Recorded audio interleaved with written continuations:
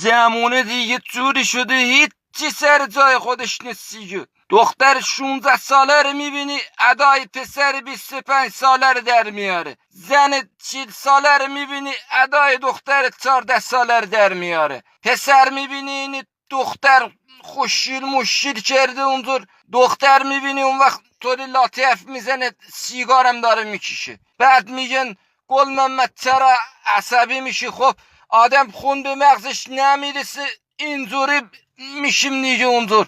والا دیگه تو ایران تو دستشویی میرن اونجا فکر میکنن، تو همون که میرن آواز میخونن، سر کلاس که میخوابن، تو رخت خواب درس میخونن، موقع درس خوندن بازی میکنن، موقع رانندگی اسمس میدن به کسی که ازش متنفرن میگن عشقم، با کسی که دوستش دارن دعوا میکنن.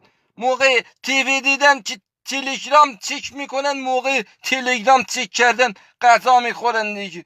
موقع خوابم میرن تو اینستاگرام، موقع بیداریم که تا ظهر میگیرم میخوابن.